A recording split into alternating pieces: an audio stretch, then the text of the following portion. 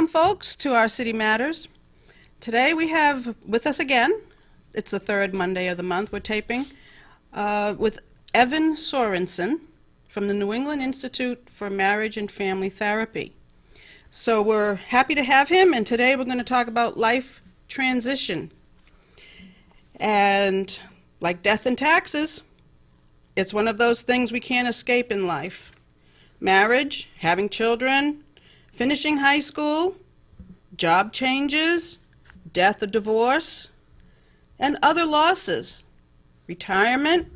All of us at some point will encounter a few of these. Some of these transitions are natural and can be planned for. Some are unexpected and imposed upon us. So that's kind of like the introduction for today's topic. Thank you, Evan, for being with us You're today. welcome. Good to So be here. I guess you have a lot to tell us in a half hour Yeah. about how we're going to manage some of these life transitions. Right. Yeah, I figured that, as you said, that these transitions are very normal. It's a normal part of life. And so I thought, well, maybe there's like 4 or 5 things we can talk about, little skills or strategies that might be helpful to people as they go through these regular life events. And I guess maybe the first thing I would say is to just normalize the feelings that are a part of that process. Feelings of anxiety, depression, uncertainty about the future, sometimes even feeling kind of paralyzed, stuck, kind of hopeless. Those are actually very normal emotions for a trying or difficult time that a person is going through. And unfortunately, I think sometimes I hear people feeling like they should get over it more quickly, they should just have a more positive outlook, or look at the bright side of things. And that's not really the case. These emotions are very typical for going through a period of uncertainty in one's life. So the first thing I would say to people is there's nothing wrong with you. These emotions are normal, they're predictable, you're not weak. You're not crazy, anything along those lines. These are very normal emotions. So That's good let's to know. let's first normalize that, and then from there we can start to look at, well, so what are some of the things that maybe we can do to help us ease through that transition? So for instance, off the top of my head, 2 of them to start with would be sometimes going back and looking at past transitions that we've been through. Is helpful to help people feel a little more confident about the future. So you and I are probably old enough. You're much younger than I am, but I thought I'd be kind. But we've had enough life that we've been through difficult times. And in some of those difficult times in our lives, we probably felt like these feelings were overwhelming. We couldn't see our way out of it, that how I felt now was going to be how I always feel. We get kind of trapped and stuck in those feelings. But we have enough life experience to know that even those most difficult times in our life passed.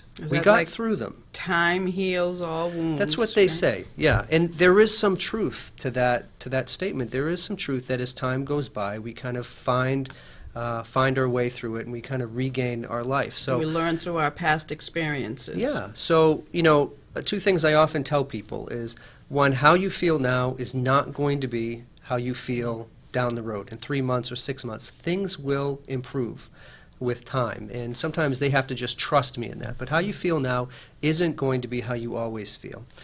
And then the second area I often talk about is this idea that the past is a good predictor of the future. And what we simply mean by that is if you were happy, if you were functioning well and had good balance in your life before this transition showed up on your life, then you will be happy and well balanced and in a healthier way of life in the future as well too. So the past is actually a very good predictor. If we were operating fine before, we will eventually ride this wave out and we will be operating fine again. And so sometimes we just have to trust the process that way.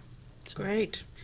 Well, that's encouraging. Sometimes people get very desperate and despair. Yeah, yeah. Because they don't know. They don't have the outlook Right. of the future, or can have learned from the past that they'll be okay, or they don't have the confidence to think that they will be okay. Yeah. And now they're just feeling very challenged. Right. And if I've got a couple other points, but one of them will be in a little bit. I'll talk about the importance of kind of focusing on solution over the feeling. Instead of focusing on feelings, focusing on solutions. But before we get there, a couple other thoughts might be that transitions, if we can look at them in a way of trying to stay positive too, transitions do create opportunities for us in our lives. It's as if in some way, some parts of our lives have become a blank canvas. And because it's a blank canvas, we can start to think about, well, with this blank canvas, are there things, changes I've been wanting to make in my life in terms of health or lifestyle or well-being, that now there's an opportunity to focus on those things. For some people, transitions become an opportunity to kind of rethink kind of their career path or their direction in life.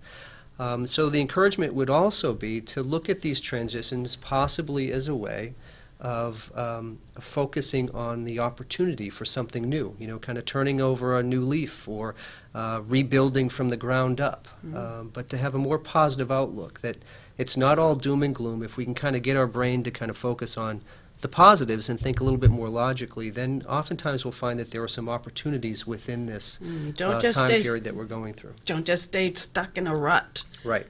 For the moment that you're Correct. feeling. Correct. Yep. The That's a good change. point. Yep. Very good point. So, so maybe another thing that we can talk about is this idea about staying connected. The importance of maintaining relationships with people through a transition period in one's life. When there's been a transition, the tendency, as I said earlier, is people have some measure of anxiety or depression, and those types of feelings often cause people to withdraw, to isolate themselves. And yet we know that that's one of the worst things that we can do. There is certainly a time and a space for reflection and some measure of solitude, but what we're worried about is people kind of completely detach, maybe because they're embarrassed or they don't want to be seen kind of in a vulnerable state, or I've known from past experience that people don't want to have to talk about it all the time. Is that why we have support groups for everything that's going on, a death or an illness? Or I think part of what's good about support groups is that they tell us that we're not alone in this.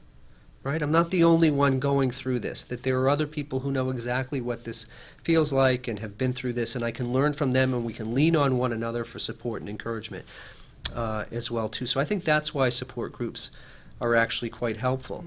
But, even, I would actually, if I could just step back a sec, when we were talking about a moment ago, this idea that sometimes people don't want to socialize because they're sick and tired of talking about this difficult thing that they've gone through.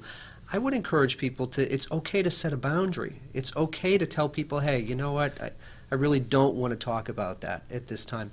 And I would encourage them to do that, to set a boundary as opposed to isolate. Because again, when we isolate and withdraw, our depression, our anxiety tends to go up, bitterness kind of shows up on the scene. Lots of negative things come out of our tendency to kind of stay disconnected through transitions. And so it's really important that we turn to our family and friends, our loved ones. We talk with them and process with them both our hopes and our worries about what's going on in our lives, but that we resist the urge to kind of stay isolated. I actually even think that that's part of our in our design and our genetic code, is that we are built for relationship and community. And so when we remove ourselves from that there are some not so good consequences that come along with that. So I think, if we're going through difficulty, the importance of staying connected. If your friend invites you to a party, try to push through some of the discomfort and go to the party, call your friend up, go to that movie. Think about starting that new hobby or that new idea that you had. But we know that when people exercise, when they get out and get moving, and when they're socializing with other people, those types of activities stimulate what we call the feel-good chemicals or neurochemicals in the brain, serotonin, maybe you've heard of that. But we need to engage in those types of things in order for us to start to feel better. And if we're feeling better, we tend to have a little bit more hope and promise for the future. And when we detach, I think it goes against our design to begin with, but it results in us not feeling as hopeful moving forward in the future. So this idea about staying connected is really critical. If you do any kind of Google search or read through the literature, you'll see that piece coming up again and again and again. And another reason why, as you said earlier, support groups are good as well. That's great. Yeah. So the next idea thinking positive, I guess it is, or are we, you said we're normalizing the feelings? Yeah. Okay. Remembering past transitions is helpful. Yep, very helpful.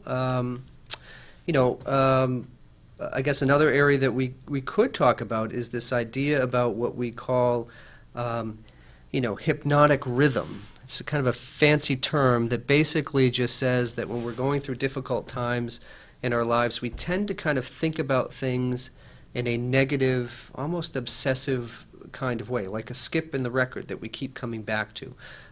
Speaking of records, it reminds me of, you've probably heard of Bono. Bono has this, U2. No, we don't want Okay. to talk about Sorry. you two. Sorry, I'm kind of... In France. Oh, my goodness. Oh, well, yeah, it was a real tragedy, and maybe there's some tie-ins to what we're talking about today in terms of transitions, but Yeah, but right. they have a line in there, in one of their songs that says, you've got stuck in a moment and you can't get yourself out of it. Mm-hmm. And essentially what they're saying is that the same thing I'm talking about, which is this hypnotic rhythm, that when we're going through difficult times in our lives, we tend to kind of fall into this trap of thinking about the same negative worries again and again and again and again.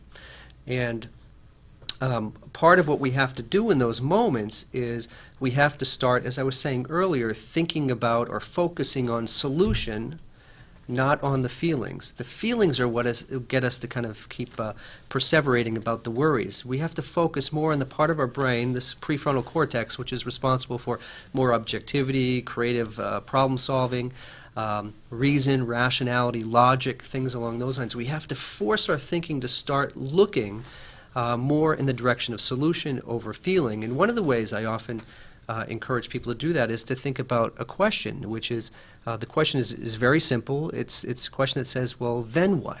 So in other words, people often talk about the fear, and they get stuck at the fear, the worry of what's going to happen, and they just keep going over the worry and worry again. But when we start asking questions like, okay, then what? Let's say That's a good point. when that worry presents itself, if that were to happen, then what? What will you do? What are the options? So we can say that for all of those life transition situations. Yeah. I mean, you think, you lose your spouse and you say, man, I can't live anymore without him or without Correct. Yeah. And as tragic as that is, there are answers to that question, then what? Right? We will find ways to continue to have life with meaning and purpose if we ask ourselves those questions. If we don't ask ourselves those questions, we kind of continually get stuck in the depression and despair. And again, that's normal for part of the process, but eventually we have to be looking at, how do I carry on or live, move forward from this place that I'm in? And I've just found that question of asking people to kind of focus on the then what I like helps that. them move forward. Right, but not everyone's ready for that question Yeah, when someone thinks they should be. Someone else thinks they should be. Yes, yeah, there is a time and a space for that.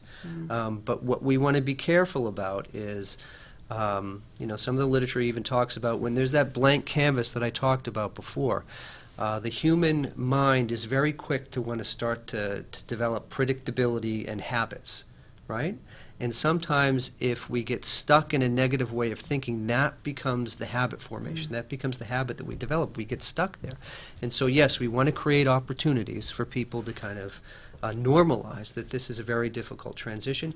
But I would want them to use some of these strategies I'm talking about as well, too. Again, making sure that you're talking with people, that you're socializing and not isolating. And this one eventually would be one I'd want people to get to, which is for us to start focusing on solutions, not just on the feelings. And one of the ways to do that is by asking this question, then what? Let me give you maybe an example of what that might look like. I'll do a little personal disclosure here. I have a teenage son, senior in high school, love this kid to death, very proud of him, couldn't be happier as a parent. But he is, as he's preparing for college, he's struggling. In some ways, he's struggling with, what am I going to focus on? What's going to be my degree or my area of study? And as a parent, I naturally start to worry about that. In fact, I would say my own worries and my own anxieties actually complicate the situation. I go to places of, oh my gosh, if he doesn't know what he's going to study, I'm worried he's going to flounder around. And Right? who's paying the bill? That's true. That's okay. So I worry about he's going to flounder around. And then I start to do this thing that people often do whenever they're under stress or in anxiety. They start to catastrophize and generalize. So I can go from he's floundering around to, well, if he's floundering, he might, not do well in school. And if he doesn't do well in school, maybe he's not going to be able to figure out a clear Career path. And if he doesn't have a career path, then he's going to be penniless and all this. It's just these crazy places that we go to. But what I have to do at some point is step out of that feeling mode, as I said earlier, and focus on more the logic reason part of my brain, and start looking at solutions. And when I'm able to take that breath and step back and focus more on logic and reason, I'm able to say, using the then what question, okay, if he flounders around, okay, then what? Well, they actually have this thing in college, which are called career counselors or college counselors, and that's their job, and they're very good at it, of meeting with the students and asking the right kinds of questions to figure out where they're going to go in life or where their strengths or talents are. So when I'm in a better frame of mind and think, then what, I'm able to think, well, he'll figure it out. And he has resources within the school. Then I remember, when I asked then what, I remember, well, you know what, I changed my degree when I got into college. I changed my path. And I turned out okay. And then I look at my wife. My wife changed her degree 3 times, and she's better off than I am. So, at the end of the day, everything seems to work out. And part of it is when we ask that then what question, it helps force our brain to think about solutions as opposed to feelings, and it gets us to be a little bit more relaxed and trust the process a bit more. So.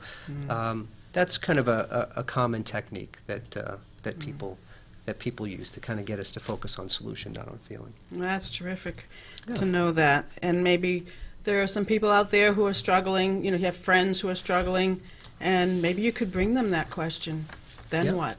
Yeah. And maybe that will be a tremendous help to them.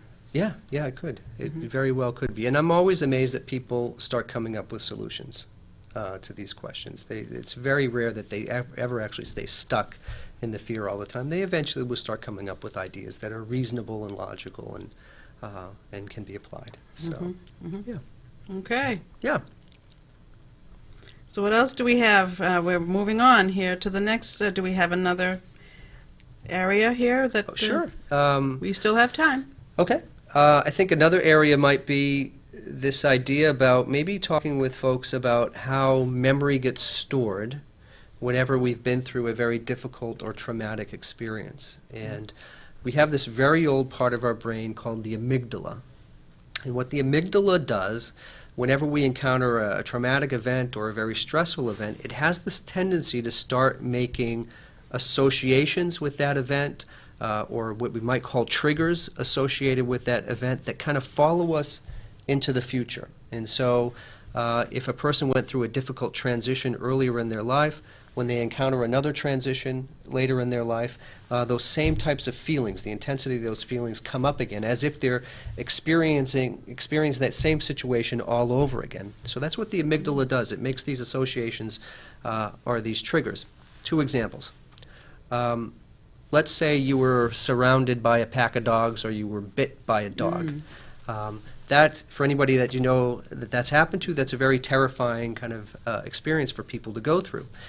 Now, what the amygdala will do, again, is it will make these triggers or these associations with the future. So the next time I see a dog, potentially all of these flood of emotions come back, and it's as if that new dog that I'm seeing is just like that original dog that bit me. Okay, and I have the same reactions, the kind of feeling frozen or terrified or panicked or anxious or things along those lines. All of those emotions come back for this situation, just like when they were originally there for the first situation, even though they're completely different. And so what we have to do, or what a person starts to do, is they force the brain again to move to the prefrontal cortex, which is around logic, reason, objectivity. And that person will always continue to suffer with that fear of dogs until they start to be able to differentiate the past from the present. So that person who was bit by a dog might be able to start saying to themselves, oh, this isn't the same. This is a small dog. That other dog was a big dog. Or they might be able to say to themselves, oh, this is my friend's dog, whom I know. who I've been around, this dog is safe. This is not a strange dog or a dog that I don't know.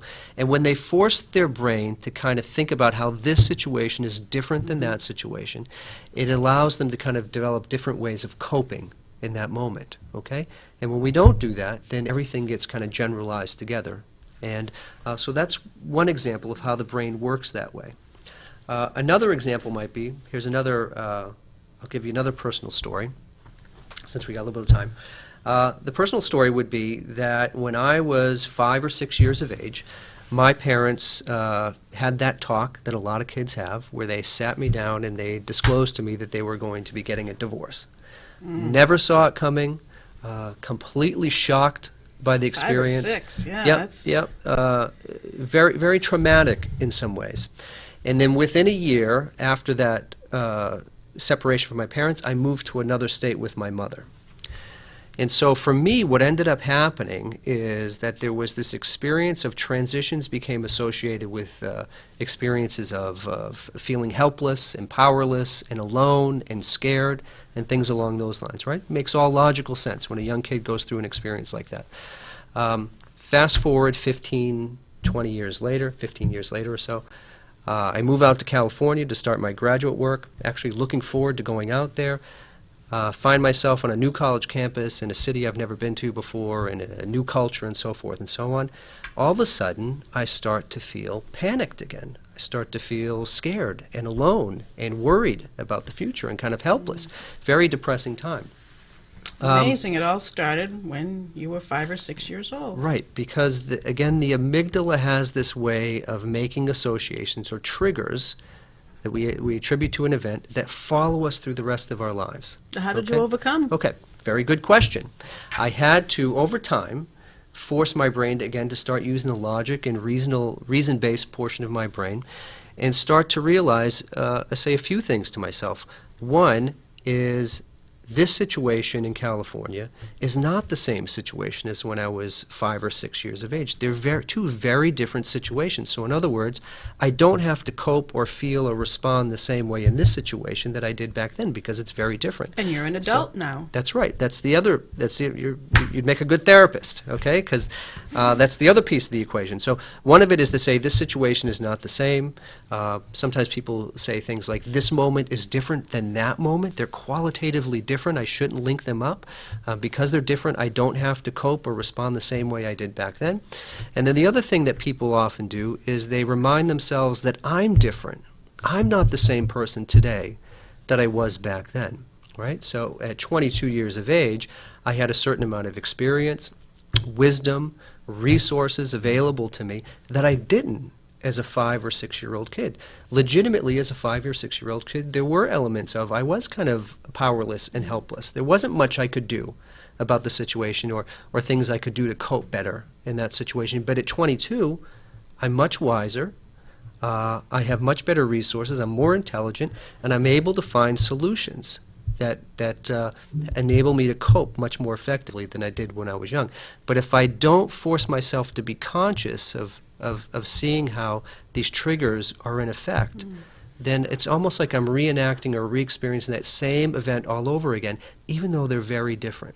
And so part of the solution is to remind ourselves that the situation is different, this moment is different, and I'm different in this moment than that moment. Do you think that some people have that natural ability to do and ask all those questions of themselves, and other people just, they have a hard time of it? Well, the short answer, yes. I actually think that for some of us, there is, our personalities are a bit different, our coping mechanisms are a bit different, our genetics are a bit different, and so yes, sometimes two people can encounter the same situation but be affected by it very differently. And some of that is inherent to who we are. Some of it is a consequence of the environment we've grown up in and what life has taught us. Right. And as I said earlier, the meanings we've attached to those experiences we've been to.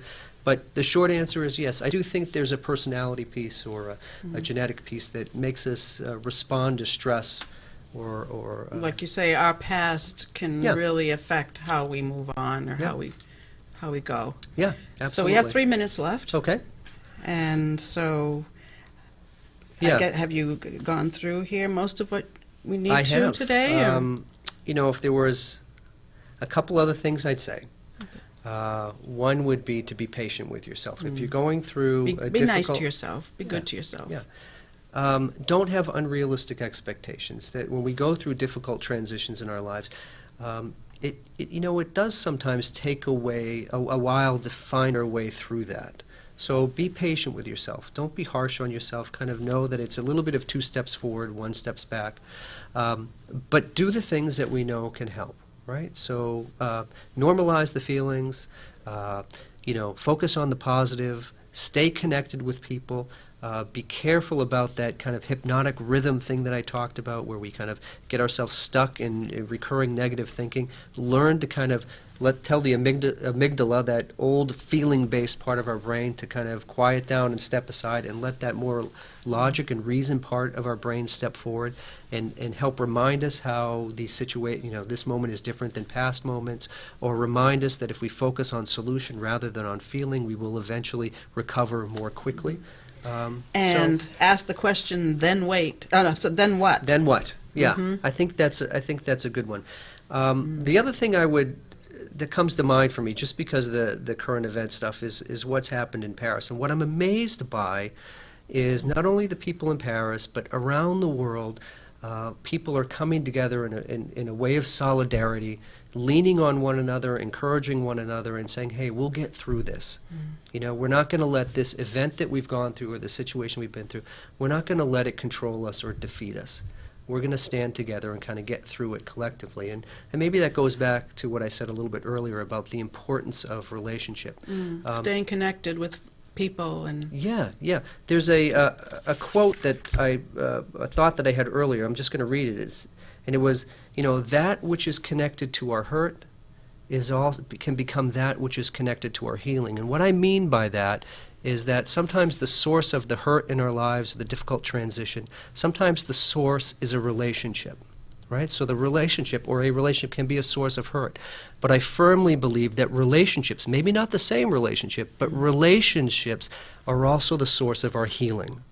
And so I think that's partly what we're seeing in Paris, is that people are coming together and saying, if we stick with one another and lean on one another, we'll be able to survive this more effectively than if we kind of withdraw and retreat. we're all trying to identify, with their hurt. Yeah, It does something for us, too, because it reminds us that it could have been me. it does. Yeah. We're on wrap-up. So be patient with yourself. Healing and recovery takes time. Yeah. Sometimes. And there will be good and bad days Correct.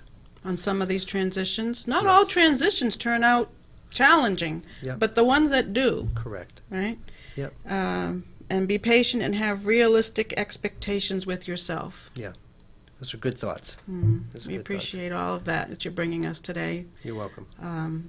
So next time, we will see you again in a month, I look forward to it. the third week of the month. All right. So people can look forward to watching these repeats. All right, so next time on Our City Matters, we'll see Evan again. Take care, folks. Thank you. Thanks.